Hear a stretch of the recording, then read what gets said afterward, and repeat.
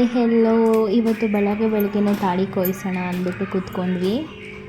ಕೊಯ್ಸಿದಾದ್ಮೇಲೆ ಅಕ್ಕ ಬಾ ತಾಳಿ ಹಾಕ್ತೀನಿ ಅಂತಿದ್ರು. ಹಾಗೆ ನಕ್ಕೊಂಡು ತಾಳಿ ಹಾಕಿಸ್ಕೊತ ಇದ್ದೆ ಕಾಮಿಡಿ ಆದಮೇಲೆ ಸ್ನಾನ ಮಾಡಿಕೊಂಡು ಬಬ್ಲು ಸ್ಕೂಲ್ ಹತ್ರ ಹೋದ್ವಿ. ಬಬ್ಲು ಸ್ವಲ್ಪ ಜ್ವರ ಬಂದಿತ್ತು, ಯಾವಾಗಲೂ ಜ್ವರನೇ ಅವಳಿಗೆ.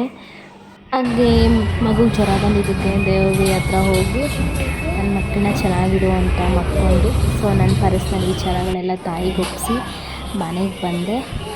ಆಮೇಲೆ ಇನ್ನೊಂದು ಏನು ಅಂತಂದರೆ ನನ್ನ ಮಗ ತುಂಬ ಖುಷಿಯಾಯಿತು.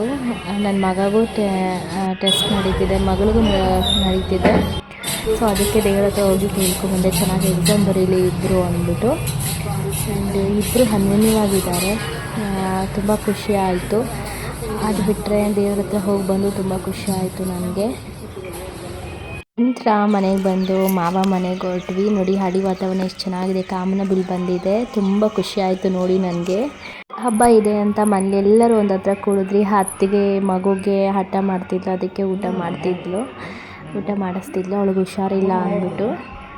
ಅತ್ತಿಗೆನ ತುಂಬ ಇಷ್ಟಪಡೋದಕ್ಕೆ ಅವಳು ಮಗುನ ನೋಡೋಕ್ಕಂತಲೇ ಬಂದಿದ್ಲು. ಹಬ್ಬ ಅಲ್ವಾ, ಅದಕ್ಕೆ ಇಲ್ಲೇ ಇದ್ಲು. ಸೊ ಹಾಗಾಗಿ ಮಾರ್ನಿಂಗ್ ಬರ್ತೀವಿ ಅಂತ ಅವಳು ಹೊರಟರು. ನನ್ನಷ್ಟು ಹತ್ರನೇ ಉದ್ದಾನೇ ಆಗಿಬಿಟ್ಟಿದೆ. ನೋಡಿ ಖುಷಿ ಆಯಿತು, ಫೋಟೋ ತೊಗೊಂಡೆ. ನೈಟ್ ಆಯಿತು, ಮಲಗೋದಕ್ಕೆ ರೆಡಿ ಆಗ್ತೀನಿ. ಕೈ ಬಳೆ ತುಂಬ ಚೆನ್ನಾಗಿದೆ. Good night, sweet dreams, take care. ಹೇಗಿದೆ ಅಂತ ಕಮೆಂಟ್ ಮಾಡಿ.